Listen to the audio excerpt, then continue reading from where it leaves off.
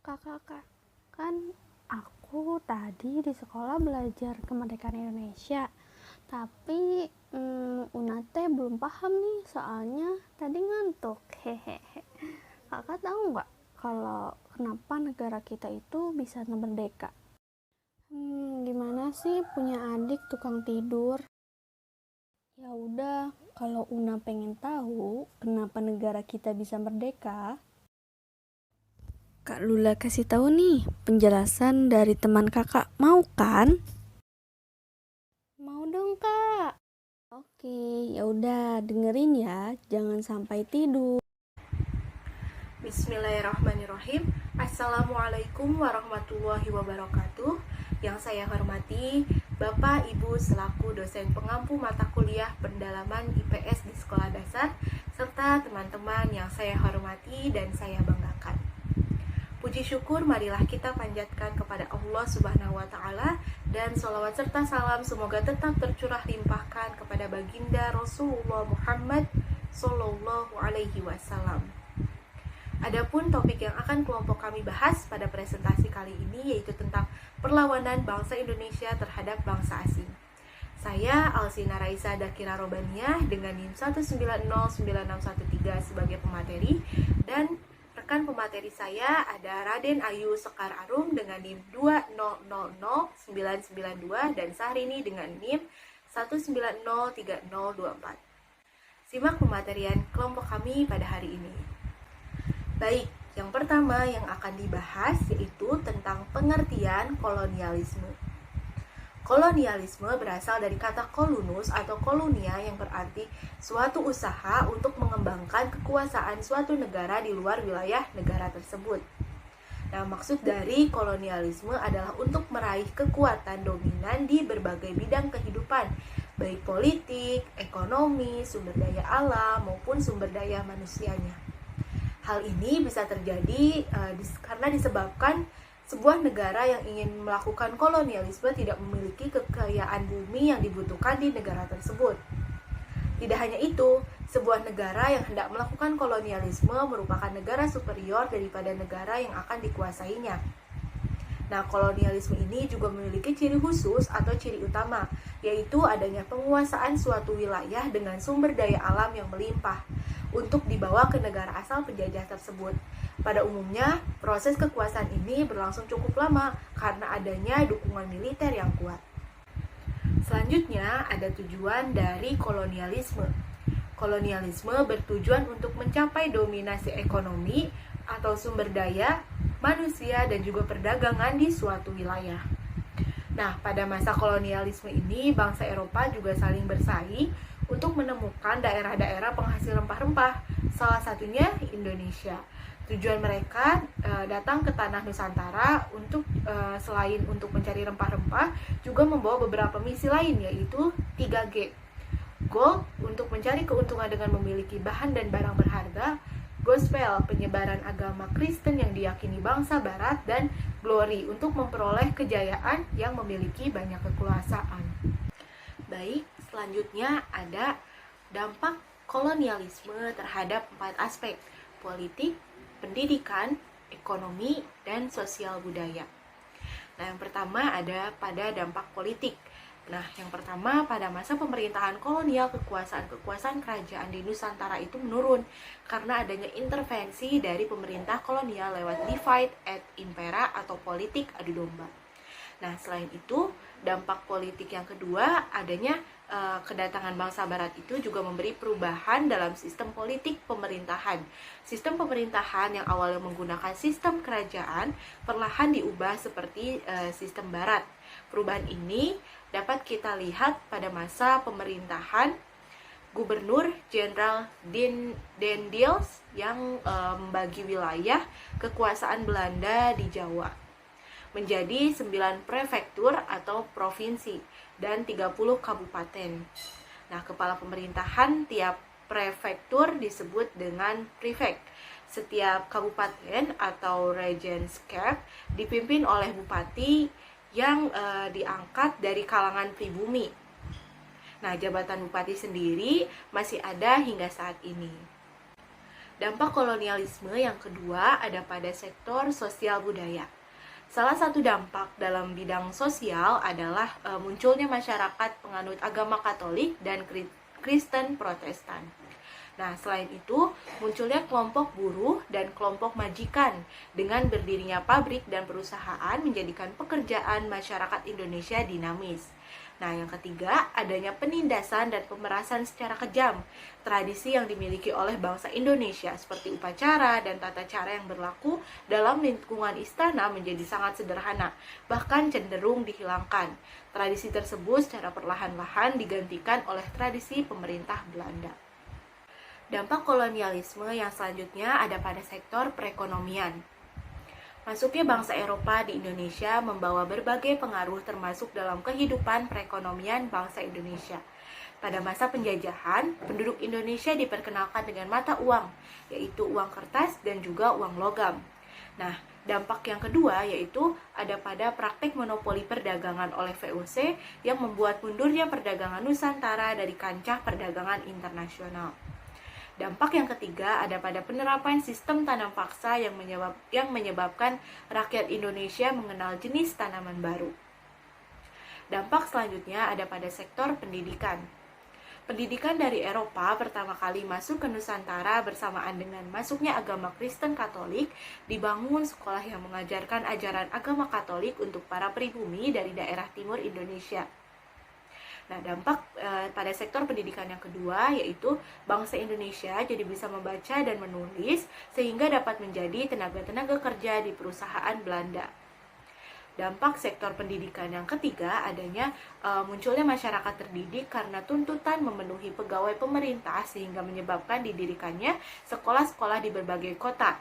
Faktor ini kemudian mendorong lahirnya elit terdidik atau priai cendekiawan di perkotaan. Baik, selanjutnya ada perlawanan bangsa Indonesia terhadap Portugis. Yang pertama ada perlawanan Kesultanan Ternate. Dipimpin Sultan Khairun dan perjuangannya dilanjutkan oleh Ba'abullah, bangsa Portugis diusir dari Ternate pada tahun 1575. Nah, perlawanan rakyat terhadap Portugis ini dilatar belakangi oleh tindakan sewenang-wenang dan monopoli perdagangan bangsa Portugis di Maluku. Sehingga terjadi perlawanan dari Sultan Khairun yang kemudian diteruskan oleh Sultan Ba'abullah hingga pada akhirnya Portugis terusir dari Ternate pada tahun 1522. Awalnya Ternate itu bersekutu dengan Portugis. Sultan memberi Portugis hak mendirikan benteng dan memonopoli perdagangan cengkeh.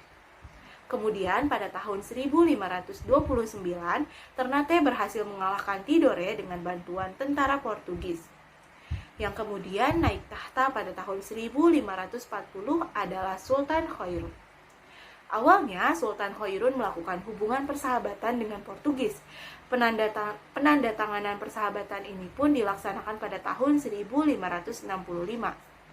Namun, sikap kasar gubernur Portugis yang bernama Tritoa de Altaida membuat Sultan Khairun memutuskan untuk menyerang Portugis. Benteng Portugis di Ternate berhasil diduduki untuk sementara, sebelum akhirnya dapat direbut kembali oleh Portugis setelah bala bantuan dari pasukan cadangan Portugis di Malaka. Nah, perlawanan Sultan Khairun ini dapat dipadamkan oleh Portugis pada tahun 1570. Mereka menipu Sultan Khairun agar datang ke benteng Portugis.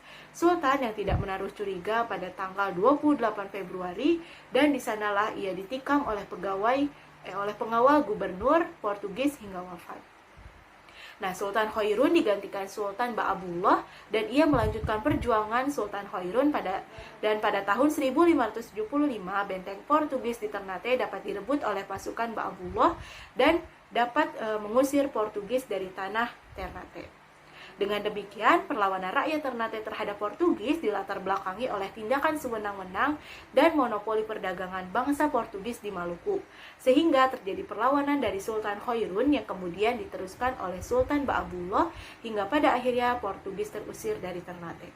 Baik, selanjutnya ada perlawanan Kesultanan Demak.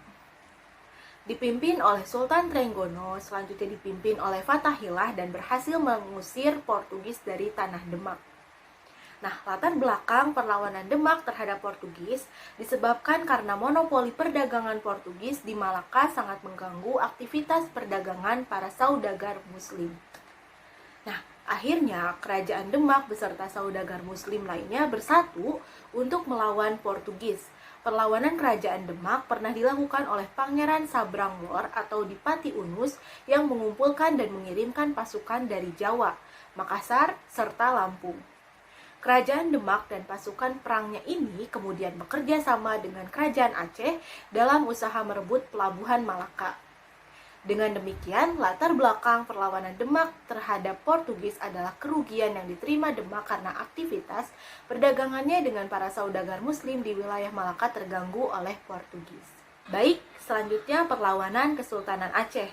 Dipimpin oleh Sultan Ali Mughayat Shah dan diganti Sultan Alauddin Riayat Shah Al-Qohar dan diganti lagi Sultan Iskandar Muda dan tidak ada yang berhasil mengusir bangsa Portugis.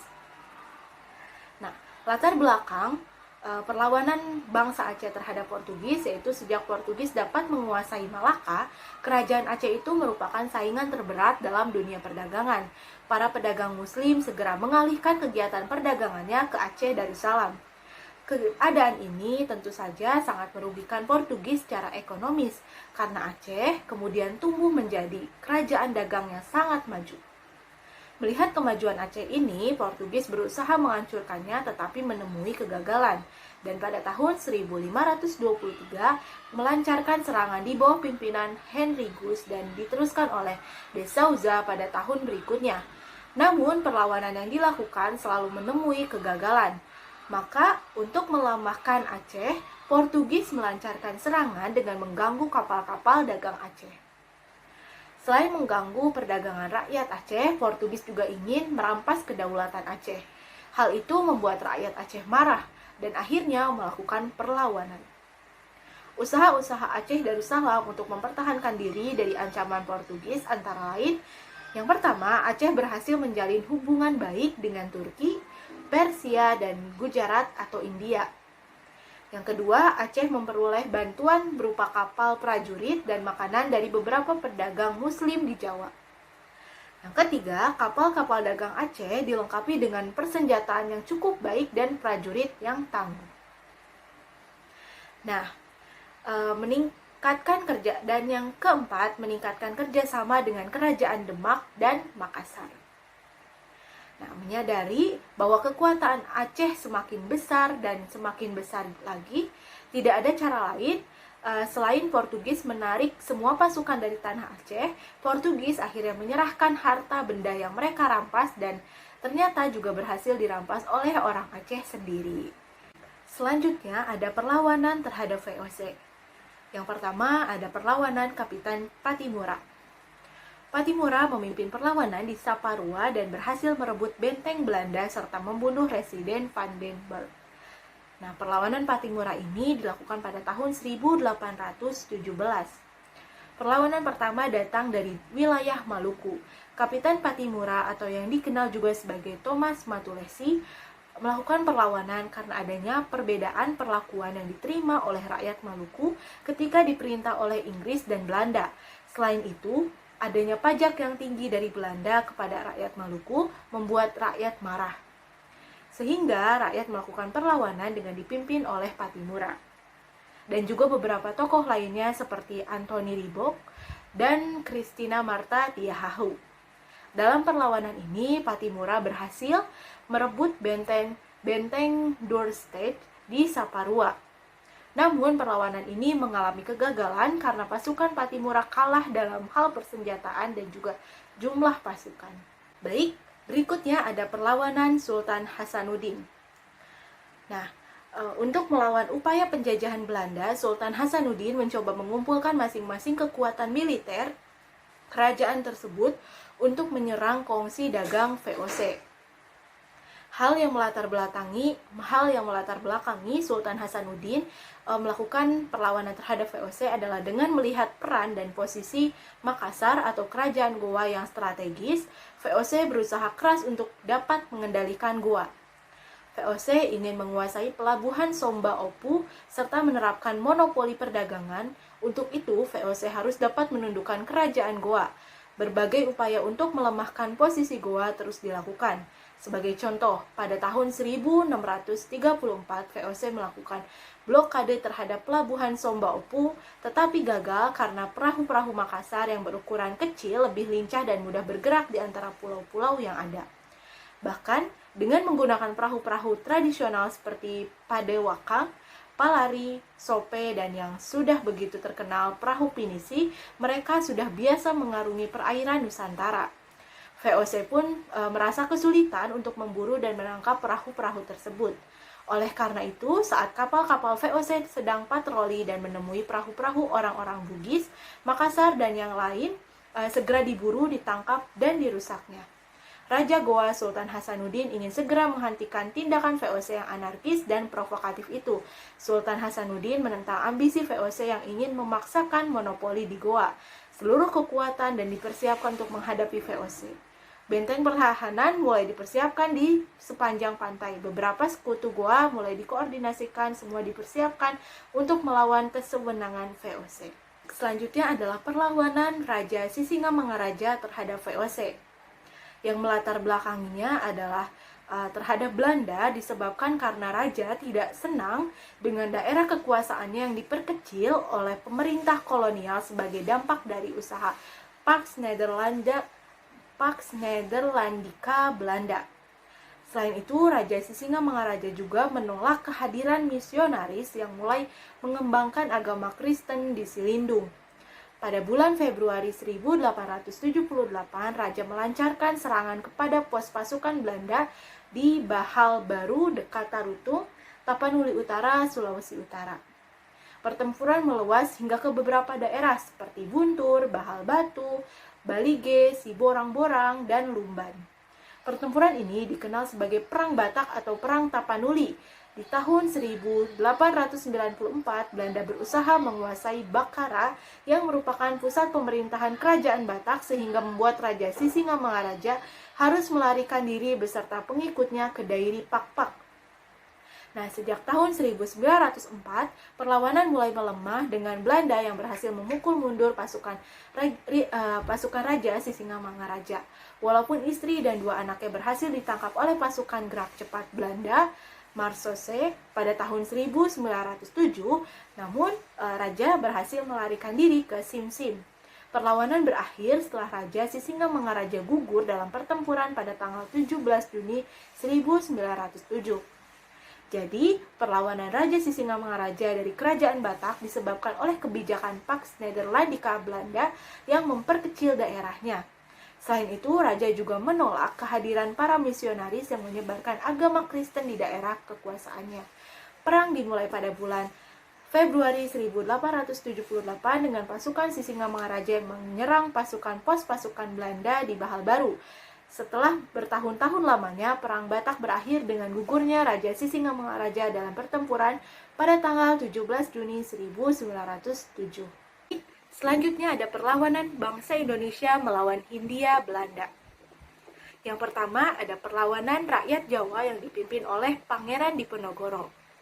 Perlawanan Pangeran Diponegoro ini dilatar belakangi terjadinya ini pada tahun 1825 sampai 1830 di Jawa Tengah, Yogyakarta, dan sebagian wilayah Jawa Timur.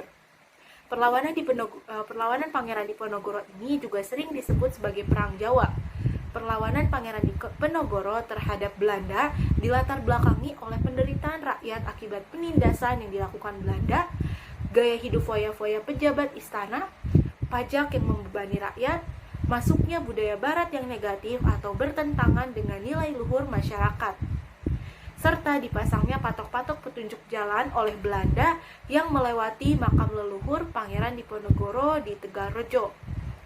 Nah, dalam memimpin pasukan untuk berperang melawan Belanda ini, Pangeran Diponegoro dibantu oleh sejumlah tokoh, yakni Pangeran Mangkubumi, Ali Basya Sentot Prawiriddirjo, Kiai Mojo, Pangeran Adinegoro, Kiai Muhammad Anfal, Kiai Hasan Besari, Suryo Negoro, Somodiningrat, Suronegoro, Pangeran Singosari, dan yang terakhir Nyi Ageng Serang. Di pihak Belanda, Jenderal de Kock menerapkan strategi benteng Selsel untuk menghadapi pasukan Diponegoro. Perlawanan Pangeran Diponegoro ini harus berakhir setelah tertangkapnya Pangeran Diponegoro. Dengan demikian, perang Diponegoro ini dilatar belakangi oleh penderitaan rakyat akibat penindasan yang dilakukan Belanda, gaya hidup foya-foya para pejabat istana, pajak yang membebani rakyat, masuknya budaya barat yang negatif atau bertentangan dengan nilai luhur masyarakat Jawa, serta dipasangnya patok-patok penunjuk jalan oleh Belanda yang melewati makam leluhur Pangeran Diponegoro di Tegalrejo. Selanjutnya ada perlawanan rakyat Sumatera Barat yang dipimpin oleh Tuanku Imam Bonjol dalam Perang Padri. Perang Padri adalah perang saudara yang pernah terjadi di Minangkabau, tepatnya di wilayah Kerajaan Pagaruyung yang kini termasuk Kabupaten Tanah Datar, Sumatera Barat. Latar belakang sejarah Perang Padri berawal dari masalah agama Islam dan adat sebelum penjajah Belanda ikut campur tangan. Nah, pertikaian antara sesama orang Minang ini berlangsung pada awal abad ke-17 Masehi, tepatnya dari tahun 1803 hingga 1838. Ada beberapa golongan yang terlibat, yakni kaum Padri atau kelompok agamis, kaum adat, serta Belanda yang kemudian menerapkan taktik licik untuk memecah belah rakyat Minangkabau. Nah, sejarah atau latar belakang Perang Padri dimulai pada 1803 ketika 3 orang Minangkabau pulang dari Mekah usai menjalankan ibadah haji di Tanah Suci. Nah, mereka dikenal dengan nama Haji Miskin, Haji Sumanik, dan Haji Piobang. Selanjutnya ada perlawanan rakyat Palembang yang dipimpin oleh Sultan Baharudin. Perlawanan rakyat Palembang ini dipimpin oleh Sultan Baharudin II yang dilatar belakangi oleh keinginan Belanda untuk menguasai wilayah Palembang. Wilayah Palembang merupakan wilayah strategis yang menghubungkan antara Pulau Jawa dengan Sumatera. Selain itu, Palembang juga kaya akan rempah-rempah dan tambang yang terdapat di Bangka, Belitung. Nah, penyerangan pertama dilakukan pada tahun 1814. Ekspedisi kedua dilakukan pada tahun 1819 dan kembali berhasil dikalahkan. Namun, ketika tahun 1812, Belanda berhasil memenangkan peperangan dengan menyerang Palembang pada 1825. Baik, yang terakhir ada perlawanan rakyat Kalimantan yang dipimpin oleh Pangeran Antasari. Perlawanan rakyat Banjar terhadap Belanda dipicu oleh adanya intervensi Belanda dalam urusan internal kerajaan, penarikan pajak, hingga tindakan yang semena-mena. Salah satu tokoh perlawanan rakyat Banjar adalah Pangeran Antasari. Pangeran Antasari memiliki pengaruh yang sangat besar bagi masyarakat Banjar. Di tengah perjuangannya melawan Belanda, justru Belanda semakin gencar melakukan politik adu domba, sehingga lingkungan kerajaan menjadi terpecah belah dan rakyat Banjar saling bermusuhan. Dengan penuh keprihatinan melihat kondisi rakyatnya, Pangeran Antasari menyerang tambang batubara di Pengaron. Nah, serangan tersebut kemudian dikenal dengan Perang Banjar. Pangeran Antasari berhasil menaklukkan Belanda di Gunung Jabuk. Melihat serangan Pangeran Antasari yang semakin kuat, Belanda akhirnya menyerah dan berniat melakukan damai serta kerjasama. Itulah yang melatar belakangi terjadinya perlawanan rakyat Kalimantan bersama Pangeran Antasari. Assalamualaikum warahmatullahi wabarakatuh. Perkenalkan, nama saya Sahrini dengan NIM 1903024. Di sini saya akan melanjutkan penjelasan mengenai perlawanan pada bidang sosial budaya.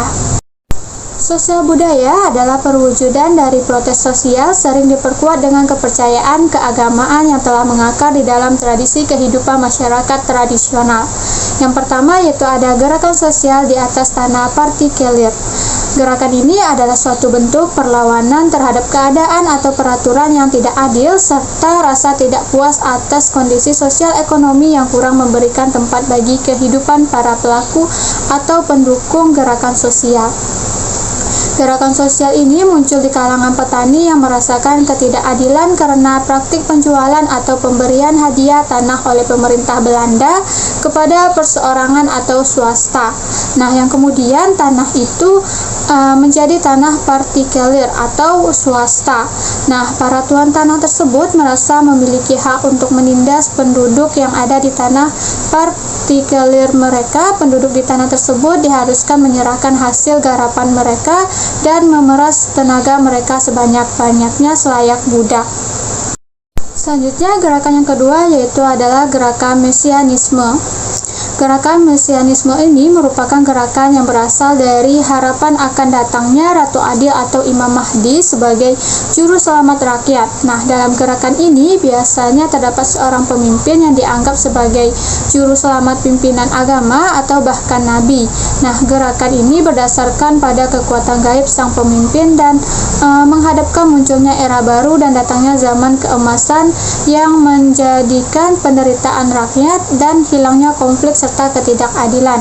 Nah, contoh dari gerakan mesianisme ini yang pertama yaitu ada gerakan Kasan Mukmin pada tahun 1903, yang kedua yaitu ada gerakan Darmojo pada tahun 1907 dan dukun yang mengaku keturunan Sultan Hamengkubuwono V yang bertindak sebagai Ratu Adil dan calon Sultan Yogyakarta pada tahun 1918.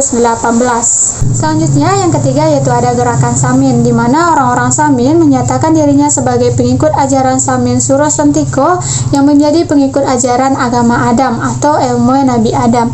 Samin Suro Sentiko ini adalah seorang petani yang berasal dari Randu Blatung, Blora, Jawa Tengah. Selanjutnya yaitu perlawanan pada bidang seni sastra. Seni sastra pada masa perjuangan melawan kolonialisme dan imperialisme memiliki peran yang sangat penting, di mana karya-karya sastra pada masa itu dapat membangkitkan semangat kemerdekaan bagi para pembacanya. Yang pertama yaitu dari karya sastra dari Edward Louis Dekker. Edward Louis Dekker merupakan nama pena dari Multatuli, seorang Belanda yang peduli pada nasib kaum pribumi, di mana nama Multatuli sendiri itu diambil dari bahasa Latin yang berarti banyak yang sudah aku derita. Kepedulian Louis Dekker ini kemudian dituangkan dalam novelnya yang berjudul Make Havelaar pada tahun 1860, yang mana novel ini menjadi sebuah inspirasi pergerakan nasional serta mendorong sastrawan-sastrawan Indonesia itu untuk menuangkan pemikiran mereka mengenai penjajahan Belanda, khususnya pada angkatan pujangga baru pada tahun 1933 sampai 1942. Sastrawan yang kedua yaitu adalah Mas Marco Kartodikromo. Beliau adalah keturunan priai rendahan di Cepu, Blora, Jawa Tengah. Mas Marco pertama kali itu bergabung dengan Medan Pijaji yang menjadi surat kabar yang menyuarakan pemikiran pribumi terpelajar, di mana lewat tulisan-tulisannya Mas Marco mengajak kaum terdidik Indonesia pada saat itu untuk membangun kesadaran politik masyarakat pribumi. Nah, kesadaran politik ini dianggap penting untuk menggerakkan masyarakat pribumi untuk bergerak melawan kolonial dalam kesetaraan dan solidaritas. Selanjutnya sastrawan yang ketiga yaitu ada Suwarsi Jojo Puespito. Suwarsi merupakan pengarang perempuan yang menulis novel Manusia Bebas pada tahun 1945, di mana novel ini diterbitkan dalam bahasa Belanda dengan judul Buiten het Garel, yang berarti di luar kekang. Novel ini berkisah mengenai para pendiri dan guru sekolah liar yang tak pernah putus asa walaupun serba kekurangan dan tak pernah mengenal takut sekalipun diawasi dan diancam ditangkap pemerintah kolonial Hindia Belanda. Baik, selanjutnya yaitu perlawanan yang keempat pada bidang pendidikan. Yang pertama yaitu ada Indisch Nederlands School Kayu Tanam, didirikan di Kayu Tanam, Padang pada tanggal 31 Oktober pada tahun 1926. yang didirikan oleh Muhammad Syafi'i sebagai tokoh pendidikan kebudayaan Indonesia ketiga dalam kabinet Syahrir II. Sekolah ini kemudian melahirkan beberapa nama besar dalam sejarah politik dan seni nasional seperti Ali Akbar Nafis, Mochar Lubis, Tarmizi Taher, di mana Muhammad Syafi'i ini sangat menekankan pentingnya pendidikan bagi bangsa Indonesia karena melalui pendidikan bangsa Indonesia itu dapat mengembangkan rasa nasionalismenya. Yang kedua yaitu ada Taman Siswa. Taman Siswa didirikan pada tanggal 3 Juli pada tahun 1922 yang didirikan oleh Ki Hajar Dewantara di Yogyakarta. Taman Siswa menjadi salah satu organisasi pergerakan yang bergerak di bidang pendidikan pada masa perjuangan kemerdekaan Indonesia. Yang mana di dalam Taman Siswa ini Ki Hajar Dewantara itu menerapkan 3 konsep pengajaran. Yang pertama yaitu ada Ingarso Sung Tulodo, di mana Ingarso Sung Tulodo ini memiliki arti bahwa para guru itu memiliki tanggung jawab dalam memberikan pendidikan dan harus mampu memberikan contoh sikap dan perilaku yang baik agar dapat menjadi teladan bagi siswanya. Yang kedua yaitu Ing Madya Mangun Karsa, yang mana memiliki arti guru harus mampu memberikan inovasi yang baik pada siswanya dan memberikan bimbingan yang terus-menerus supaya para siswa itu mampu berkembang sesuai bakat dan minat mereka. Yang terakhir yaitu Tutwuri Handayani. Tutwuri Handayani ini memiliki arti bahwa guru itu wajib membimbing para siswanya agar dapat menggali sendiri pengetahuan dan menemukan makna dari pengetahuan yang mereka peroleh, agar pengetahuan itu dapat berguna bagi kehidupan mereka. Selanjutnya yaitu ada peristiwa Proklamasi Kemerdekaan Indonesia.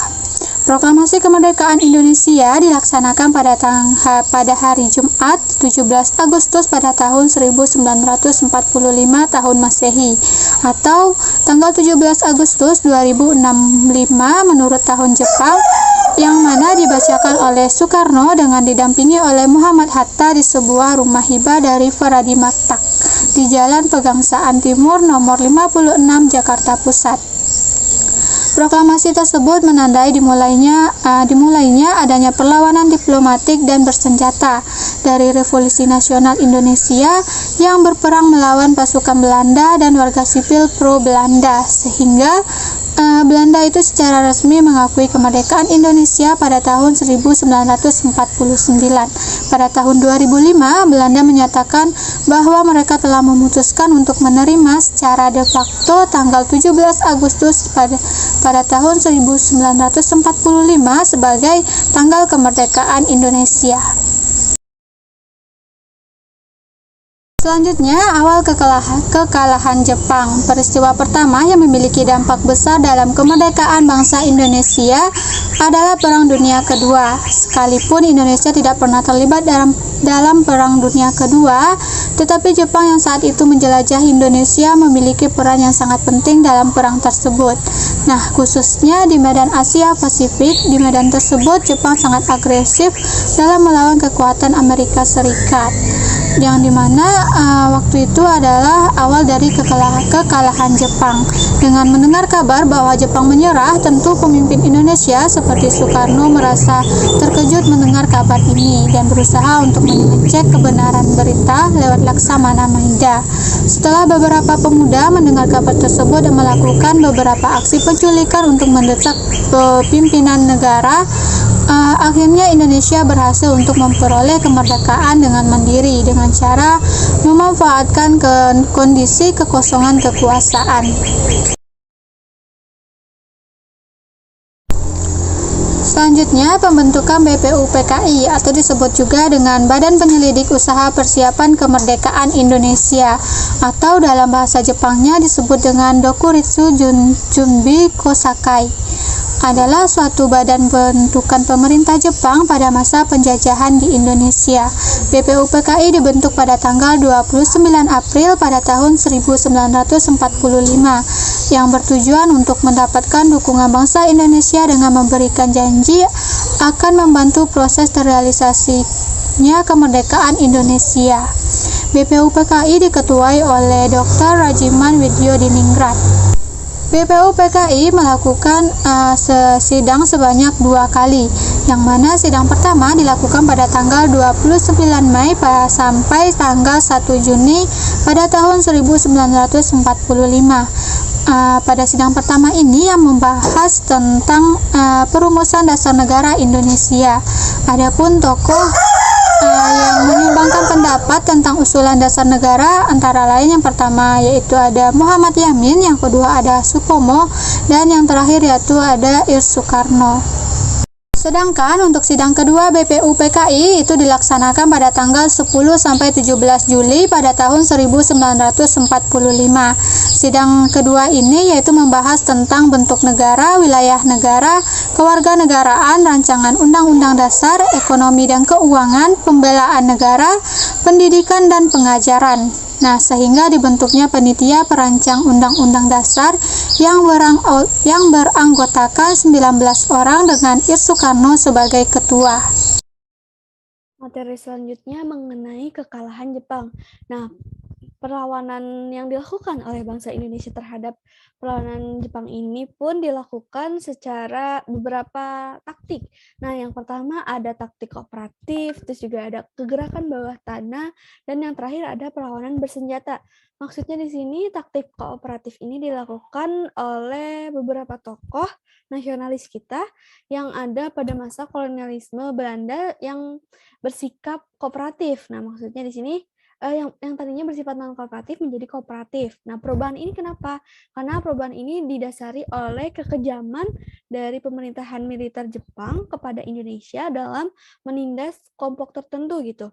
Misalnya saja ketika sistem kerja Rodi, terus sistem kerja Romusa, yang mana bisa merugikan dari bangsa Indonesia kita sebagai budaknya mereka. Sehingga bangsa Indonesia pun melakukan perlawanan terhadap Jepang. Nah, cara kooperatif yang dilakukannya adalah dengan bergabung dalam kelompok organisasi yang dibentuk oleh Jepang, yaitu Putra. Nah, Putra ini organisasi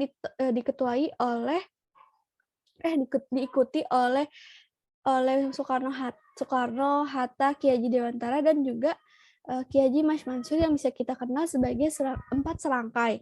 Nah, tokoh tersebut juga memanfaatkan dari organisasi Putra itu untuk menyebarluaskan ide-ide nasionalis yang nantinya akan melakukan perlawanan terhadap Jepang. Nah, perlu diketahui bahwa organisasi Putra ini merupakan suatu organisasi yang memperbolehkan para anggotanya untuk berbicara di depan umum, sehingga dari para tokoh nasionalis itu, tempat serangkai itu, melakukan suatu argumentasi kepada publik dan juga memanfaatkan kesempatan itu sebagai cara atau jembatan untuk mereka menyebarluaskan ide-ide nasional tersebut. Selain itu juga terdapat suatu gerakan organisasi yang bernama dari Barisan Pelopor, terus Cusang-in.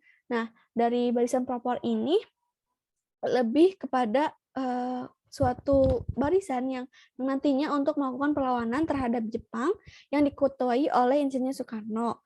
Nah, perlawanan yang kedua tentang Cusang-in ini yang merupakan suatu organisasi yang mengacu terhadap perlawanan yang dilakukan oleh Jepang yang dilakukan secara kooperatif atau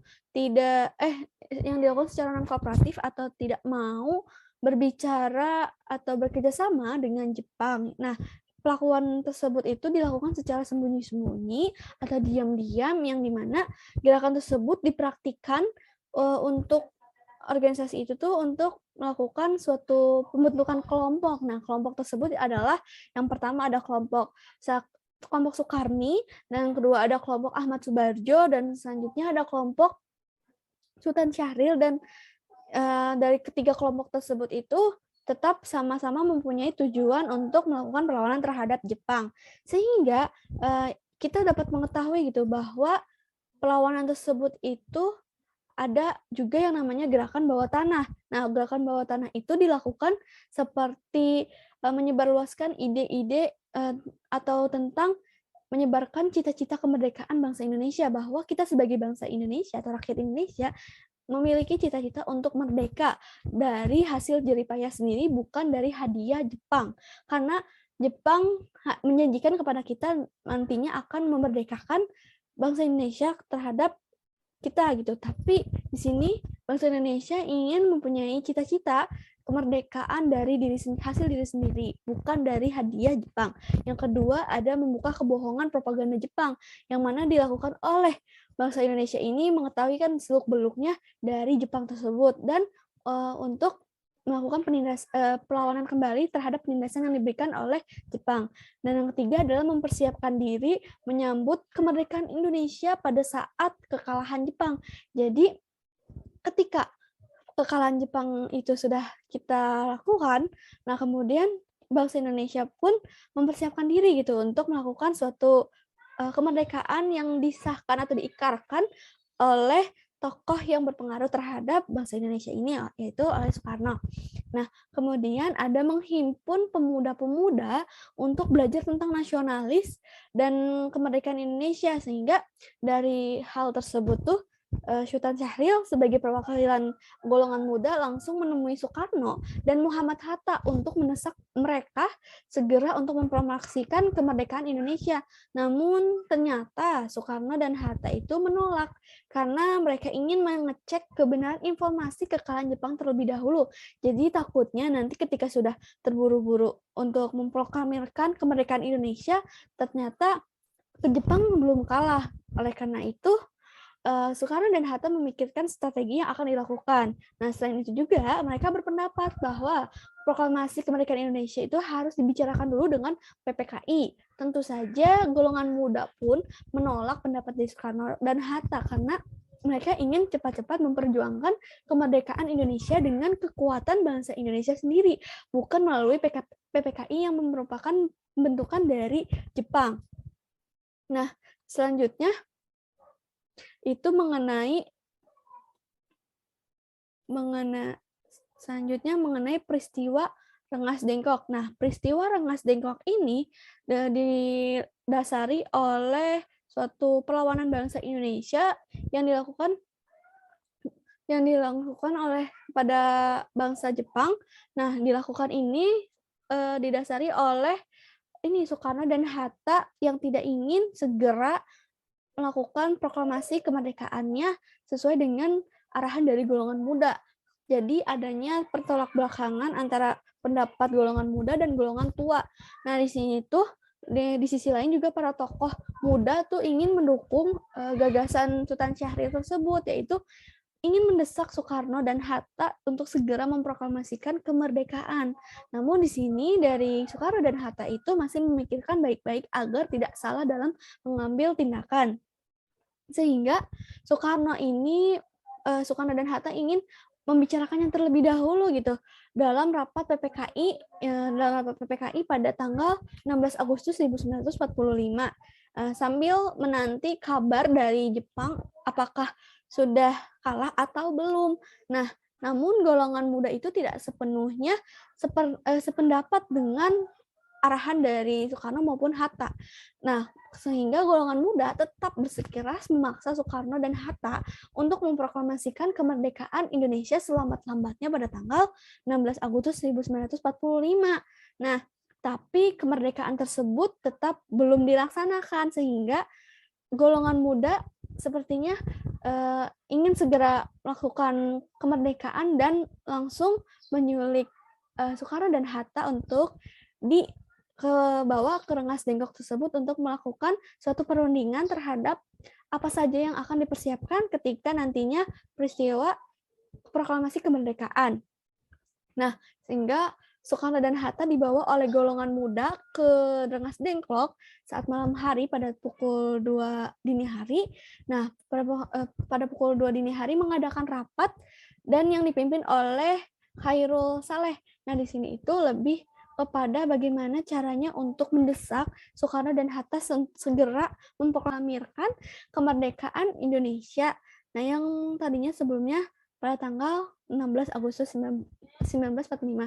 Nah, golongan muda itu dipimpin oleh Rikana, Soekarni, Darwis yang mengajak Soekarno dan Hatta itu pergi ke rumah Soekarno di Jalan Pegangsaan Timur nomor 56. Namun, ternyata di situ Soekarno itu justru marah besar terhadap mereka yang sambil menunjukkan lehernya bahwa Soekarno itu mengatakan, "Ini goroklah leherku. Saudara boleh membunuh saya sekarang juga, tapi saya tidak bisa melepas tanggung jawab saya sebagai ketua PPKI. Karena itu saya akan menanyakan kembali kepada wakil-wakil PPKI besok hari."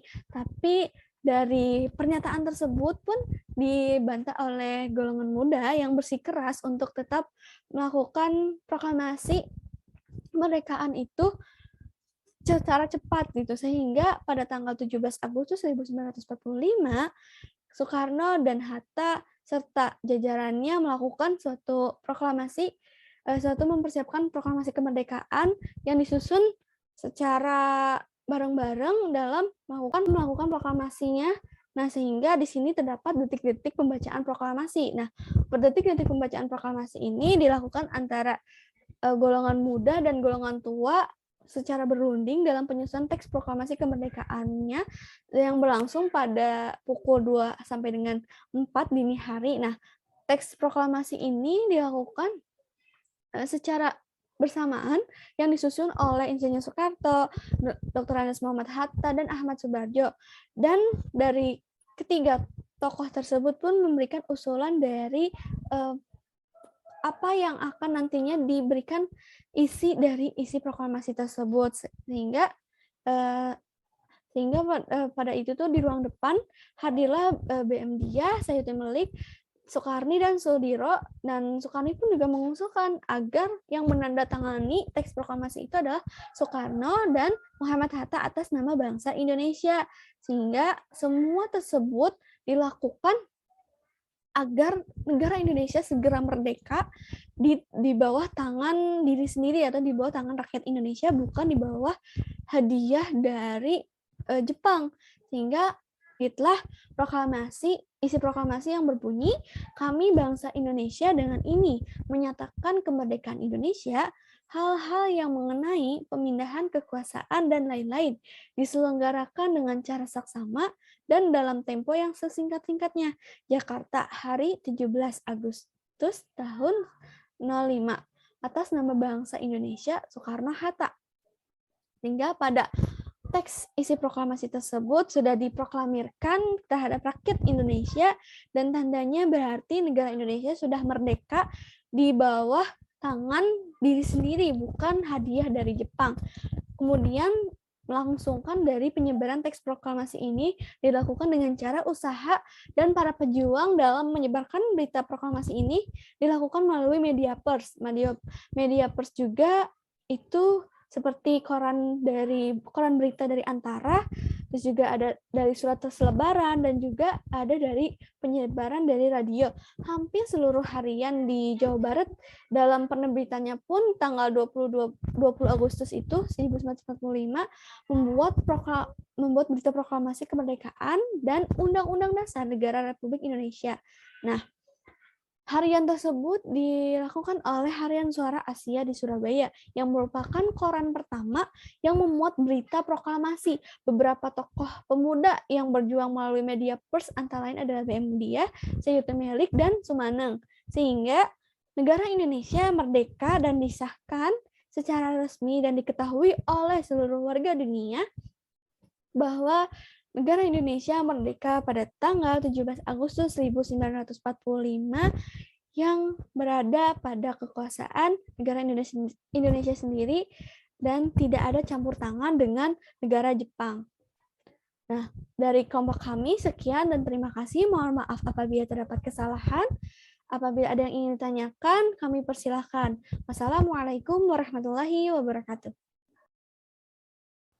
Gimana nih, Una? Udah paham kan sekarang? Alhamdulillah sudah, Kak. Makasih banyak ya, Kak, dan teman-temannya. Alhamdulillah kalau begitu. Nanti dilanjut lagi ya belajarnya. Oke, Kak.